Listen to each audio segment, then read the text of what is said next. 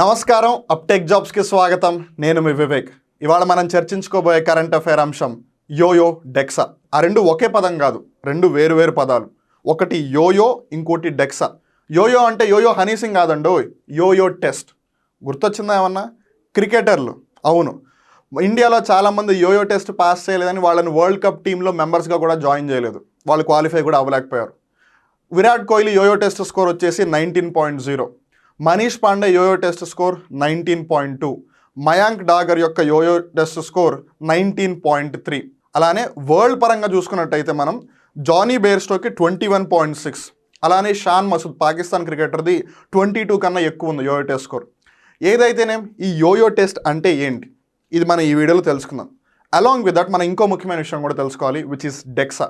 యాక్చువల్గా చెప్పాలి అంటే ఈ వీడియో మనం డిస్కస్ చేసేది యోయో టెస్ట్ కన్నా ఎక్కువ డెక్సా గురించి. ఎందుకనంటే ఇప్పటి నుంచి భారతదేశ క్రికెట్ జట్టులో ఒకవేళ సభ్యులు అవ్వాలి అని అంటే యోయో టెస్ట్తో పాటు డెక్సా టెస్ట్ కూడా పాస్ అయి ఉండాలి. ఒకవేళ డెక్సా టెస్ట్ వాళ్ళు పాస్ అవ్వకపోతే they can't become a part of Indian national cricket team. అది టెస్ట్ మ్యాచ్ అవ్వచ్చు, వన్డే మ్యాచ్ అవ్వచ్చు, T20 మ్యాచ్ అయినా అవ్వచ్చు. And hence it becomes very important. So ఇన్నాళ్ళు యోయో టెస్ట్ పాస్ అయితే చాలు అనుకునేవాళ్ళు. సో ఇప్పుడు యోయోతో పాటు డెక్సా వచ్చింది కాబట్టి క్రికెటర్లు కూడా కొంచెం భయపడుతున్నారు. అసలు ఇంతకీ ఈ టెస్ట్ ఏంటి? ఇక్కడ అంటే మనకు తెలుసు క్రికెటర్లు పరిగెడుతున్నారు, బట్ ఇదేంటిది? Remember, this is a representation pic. ఆ డెక్సా అనే టెస్ట్ ఏదైతుందో దానికి సంబంధించిన పిక్. సో మనం ఈ వీడియోలో యోయో టెస్ట్ గురించి డిస్కస్ చేద్దాం, డెక్సా టెస్ట్ గురించి డిస్కస్ చేద్దాం. ఈ రెండిటి యొక్క కాంబినేషన్ వల్ల ఇండియన్ నేషనల్ క్రికెట్ టీమ్కి ఏ విధమైన బెనిఫిట్ వస్తుందో అది కూడా డిస్కస్ చేద్దాం. BCCI's new selection criteria for Indian players అంటే ఇప్పటి నుంచి భారతదేశ క్రికెట్ జట్టు ఏదైతే ఉందో దానికి ఎవరినైతే ప్లేయర్స్ని సెలెక్ట్ చేస్తున్నారో వాళ్ళకి ఒక కొత్త స్ట్రాటజీ లేదు, ఒక కొత్త స్కీమ్ అనమాట. ఏంటిది అని అంటే the board of control for cricket in India. This is the full form of BCCI. So BCCI అంటే ఏంటి? Board of control for cricket in India.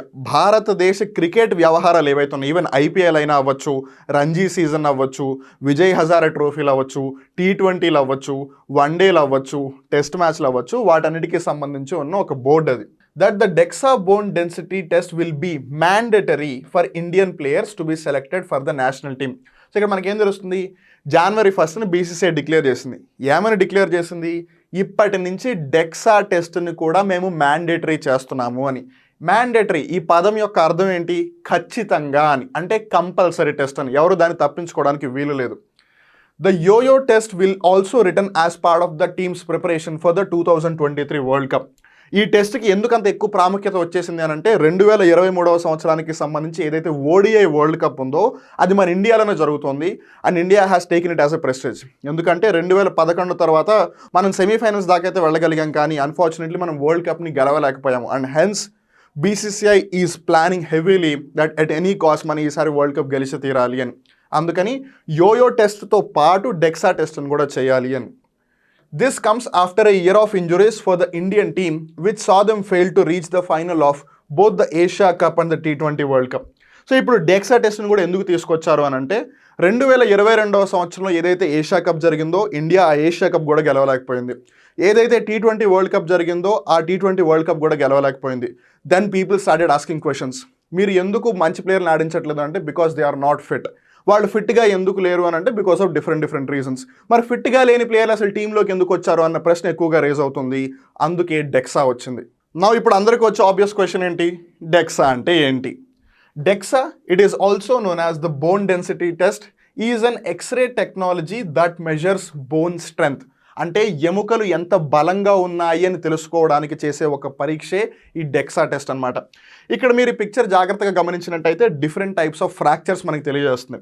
ఒకటి ట్రాన్స్ఫర్స్ ఫ్రాక్చర్, అంటే బోన్ ఇలా ఉంది, ఫ్రాక్చర్ ఇలా అడ్డంగా అయింది. ఇంకోటి స్ట్రెస్ ఫ్రాక్చర్, అంటే అది ఒక కంప్లీట్ ఫ్రాక్చర్ కాదు, కానీ ఒకవేళ అది అగ్రవేట్ అయితే అంటే ఇంకా కొంచెం సివియారిటీ పెరిగిపోతే అప్పుడు అది ఒక మేజర్ ఫ్రాక్చర్ కింద దారితీసే అవకాశం ఉంది. అండ్ మూడోది వచ్చి ఆబ్లిక్ డిస్ప్లేస్డ్, అంటే బోన్ ఇలా ఉండాల్సింది సగం ఇటువైపు వచ్చేస్తుంది. నాలుగవది గ్రీన్ స్టిక్, అంటే బోన్ కొంచెం ఇలా వంకరైపోతుంది. అలానే లాస్ట్ ఏదైతే ఉందో కమ్యూన్యూటెడ్, అక్కడ బోన్ ఫ్రెజైల్గా అయిపోయి లిటరల్లీ ఇట్లా విరిగిపోతుంది. ఇది వేరు మనం మామూలుగా పెన్సిల్ ఎరగొడితే అలా అవుతుందో అలా బోన్ అయిపోతుంది అనమాట. సో ఈ డెక్సా టెస్ట్ అనేది బేసిక్గా ఈ స్ట్రెస్ ఫ్రాక్చర్ ఏదైతే ఉందో దాని మీద ఫోకస్ చేస్తుంది. It can help identify if a person has a risk of breaking or losing bones and can be used to determine if a player is at risk of fracturing any body parts, especially regarding bones.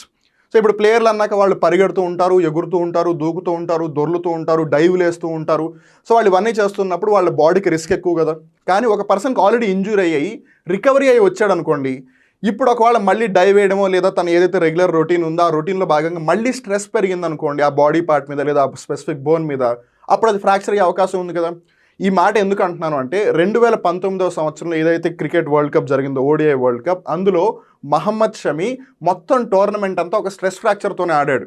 అలానే 2022 సంవత్సరానికి గాను జస్ప్రీత్ బుమ్రా అలానే దీపక్ చహర్ వీళ్ళు కూడా stress ఫ్రాక్చర్కి suffer అయ్యారు. Stress fracture అంటే ఏంటి? కొన్ని అనుకోని కారణాల లేదా వాళ్ళ యొక్క ఫిజికల్ ఏదైతే ప్రెషర్ ఉందో దానివల్ల ఆల్రెడీ బోన్ కొంచెం మెల్లిగా ఫ్రాక్చర్ లాగా వస్తుంది. ఇక్కడ మీరు చూడొచ్చు బీటలు వారినట్టు క్రాక్స్ లాగా వస్తుంది అనమాట. ఇప్పుడు దాని మీద మీరు ఇంకా ఎక్కువ ప్రెషర్ పెడుతున్నారు అనుకోండి, అది బ్రేక్ అయిపోతుంది. ఉదాహరణకి ఒకవేళ గోడకి పగుళ్ళు వచ్చా అనుకోండి, దాన్ని వెళ్ళి మీరు ఇట్లా కొట్టంగానే అక్కడ మట్టి రాలడం, కొన్నిసార్లు ఏకంగా హోలే పడిపోతూ ఉంటుంది. In the same way bone కూడా దాని లోపల కాల్షియం ఫాస్ఫరస్ ఒకవేళ ఉండాల్సిన మోతాదులో లేకపోతే అప్పుడు బోన్ వీక్ అయిపోతుంది. కాబట్టి వీక్గా ఉన్న బోన్ మీద మీరు ఇంకా ఎక్కువ ఎఫర్ట్స్ పెడితే అది ఎక్కువగా బ్రేక్ అయ్యే ఛాన్స్ ఉంటుంది లేదా ఫ్రాక్చర్ అయ్యే ఛాన్స్ ఉంటుంది. అందుకు DEXA can also measure body composition and record body fat and muscle mass. So ఇది ఓన్లీ బోన్ ఒక్కదాన్ని టెస్ట్ చేస్తుంది అంటే కాదు. DEXA టెస్ట్ ప్లేయర్స్కి చేస్తుంది మటుకు వాళ్ళ యొక్క బోన్ డెన్సిటీని చెక్ చేయడానికి. దానితో పాటు అది బాడీ కంపోజిషన్ కూడా చెక్ చేస్తుంది. బాడీ కంపోజిషన్ అంటే ఏంటి?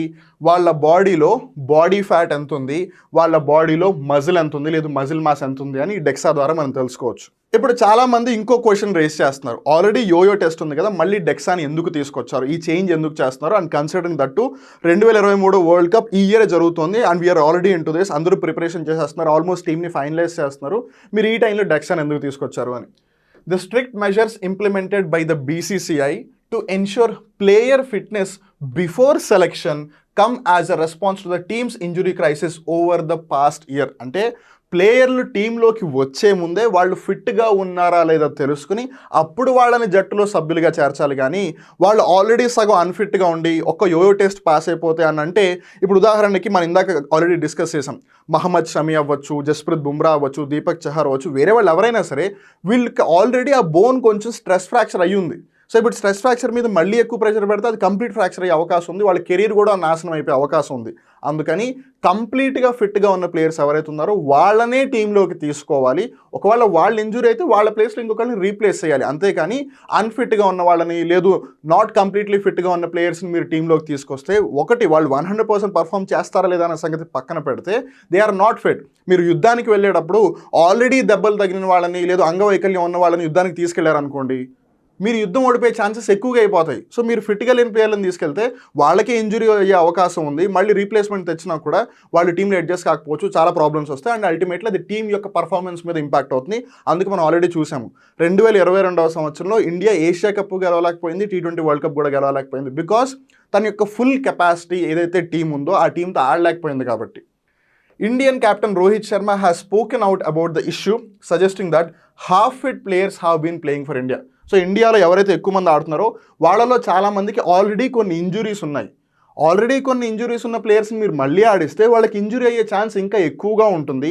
అలాంటి వాళ్ళని మనం ఎందుకు ఆడిస్తున్నాము? దాని బదులు వాళ్ళు అసలు టీంలోకి రాకముందే వాళ్ళు ఫుల్లీ ఫిట్గా ఉన్నారా లేదా తెలుసుకుని అప్పుడు టీంలోకి రానిస్తే మనం వాళ్ళ పర్ఫార్మెన్స్ని కావాలంటే ఇంప్రూవ్ చేయొచ్చు, కానీ వాళ్ళ హెల్త్ని ఇంప్రూవ్ చేయలేం కదా. Because they need to take some rest, they need to take some precautions, they need to take some medications.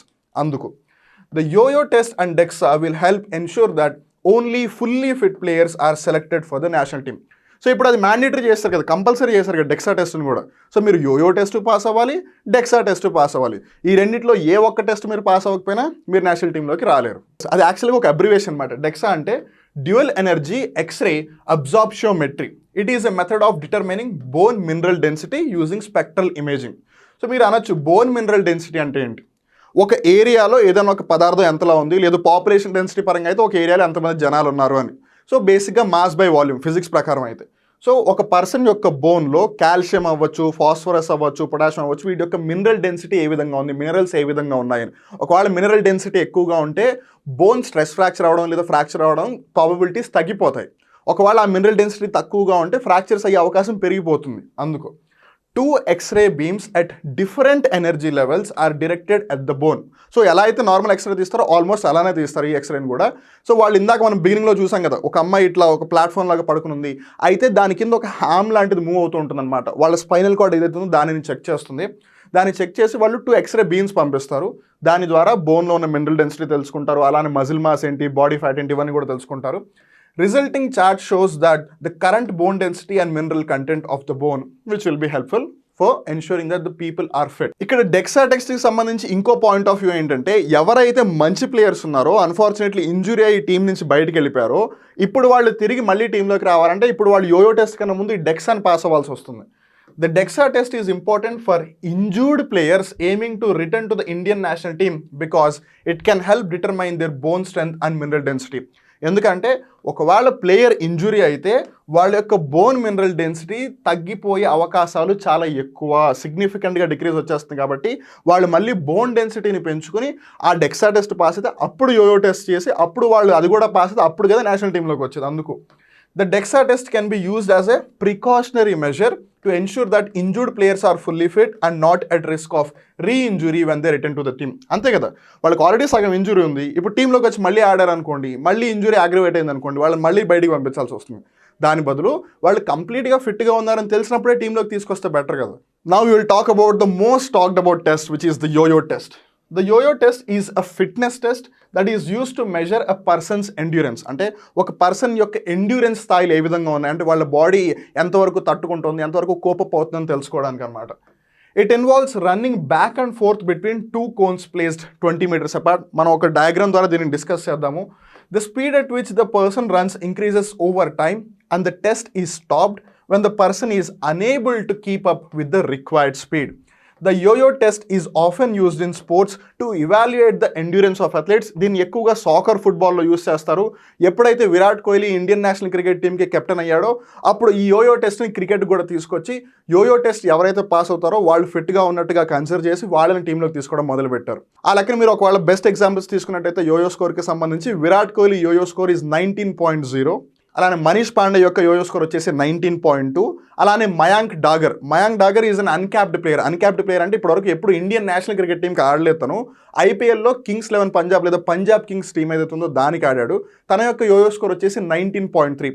So టెక్నికల్గా క్యాప్డ్ అన్క్యాప్డ్ ప్లేయర్స్లో యోయో టెస్ట్ స్కోర్ ఎక్కువగా ఎవరికి ఉంది అంటే మయాంక్ డాగర్కి ఉంది. అలానే ఇంటర్నేషనల్ లెవెల్లో గమనించినట్టయితే జానీ బెయిర్స్టో యొక్క యోయో స్కోర్ 21.6. అలానే పాకిస్తాన్ దేశానికి చెందిన షాన్ మసూద్ అనే అతనికి 22 కన్నా ఎక్కువ ఉంది yo-yo test score. Now let's talk about the yo-yo test. So ఒక పర్సన్ పరిగెత్తడానికి బేసిక్గా ఇక్కడి నుంచి స్టార్ట్ చేస్తున్నాడు అనుకుందాం. ఇక్కడి నుంచి స్టార్ట్ చేసి ఈ కోన్ నుంచి వాళ్ళు ఈ ప్లేస్కి వెళ్ళాలి. ఈ కోన్ నుంచి ఈ ప్లేస్కి ఉన్న దూరం 20 మీటర్లు. ఆ 20 మీటర్లు వాళ్ళు స్ప్రింట్ చేయాలి, అంటే ఫాస్ట్గా పరిగెత్తాలి. ఇక్కడి నుంచి అక్కడికి ఫాస్ట్గా పరిగెత్తి మళ్ళీ అక్కడి నుంచి ఇక్కడికి ఫాస్ట్గా పరిగెత్తుకుంటూ రావాలి. అంటే వాళ్ళు 40 meters పరిగెత్తుకుంటూ వస్తున్నారు. అలానే మళ్ళీ ఇక్కడికి వచ్చేసిన తర్వాత వాళ్ళకి ఒక 5 meters రికవరీ ఉంటుంది. అంటే ఇక్కడి నుంచి వాళ్ళు ఇక్కడికి మెల్లిగా నడుచుకుంటూ వెళ్ళి మళ్ళీ తిరిగి వస్తారు. మళ్ళీ ఇక్కడి నుంచి ఆ 20 meterలు పరిగెత్తుకుంటూ వెళ్ళి మళ్ళీ అక్కడి నుంచి 20 meterలు వెనక్కి తిరిగి పరిగెత్తుకుంటూ వస్తారు. సో అలా వాళ్ళు కంటిన్యూస్గా పరిగెత్తుతూ ఉంటారు. ఎప్పుడైతే వాళ్ళు మెయింటైన్ చేయాల్సిన స్పీడ్ మెయింటైన్ చేయటదో అప్పుడు వాళ్ళకి ఆ టెస్ట్ ఆపేస్తారు. సో వాళ్ళు ఒక నెంబర్ ఆఫ్ టైమ్స్ చేసి దాని యొక్క యావరేజ్ని తీసుకుంటారు. అప్పుడు వాళ్ళకి ఏదైతే మనం ఇందాక ఎగ్జాంపుల్ విరాట్ కోహ్లీ 19.0 అనో ఆ విధంగా వాళ్ళకి ఆ టెస్ట్ స్కోర్ ఇస్తారు. చూసారుగా, బీసీసీఐ ఎవరైతే ప్లేయర్లు ఆల్రెడీ ఉన్నారో వాళ్ళ యొక్క హెల్త్ని కాపాడడానికే DEXA టెస్ట్ పెట్టింది, కానీ వాళ్ళు ఇండియన్ నేషనల్ క్రికెట్ టీంలోకి రావద్దని కాదు. బికాస్ మంచి ప్లేయర్లు, ఫుల్లీ ఫిట్గా ఉన్న ప్లేయర్లు టీంలోకి వస్తేనే కదా వాళ్ళు బాగా పర్ఫామ్ చేయగలరు. వాళ్ళు బాగా పర్ఫామ్ చేసినప్పుడే కదా ఇండియాకి వరల్డ్ కప్లు తెచ్చిపెట్టగలరు. జాగ్రత్త గుర్తుపెట్టుకోండి, ఇండియాకి ఇప్పుడు 2 మేజర్ గోల్స్ ఉన్నాయి ముందు. ఒకటి 2023 ODI వరల్డ్ కప్, ఇంకోటి వరల్డ్ టెస్ట్ ఛాంపియన్షిప్. సో ఈ 2 ఇండియా ఖచ్చితంగా గెలవాలి. అందుకని ప్లేయర్లు అందరూ ఫిట్గా ఉండాలి అని బీసీసీఐ ఈ ప్రోయాక్టివ్ డిసిజన్ తీసుకుంది. ఒకటి DEXA టెస్ట్, ఇంకోటి యోయో టెస్ట్. ఈ 2 పాస్ అయిన వాళ్ళు ఇండియన్ నేషనల్ క్రికెట్ టీంలోకి వస్తారు. అండ్ హెన్స్ దీనికి సంబంధించి బయటంతా కూడా చర్చ జరుగుతుంది. I hope you are completely aware of the yo-yo test and DEXA now. మళ్ళీ ఇంకో రోజు ఇంకో కొత్త కరెంట్ అఫైర్ ఎపిసోడ్లో కలుద్దాం. అప్పటి వరకు చూస్తూనే ఉండండి అప్టేక్ జాబ్స్. మిమ్మల్ని మీరు అప్డేట్ చేసుకుంటూ ఉండండి. నేను మీ వివేక్. నమస్కారం.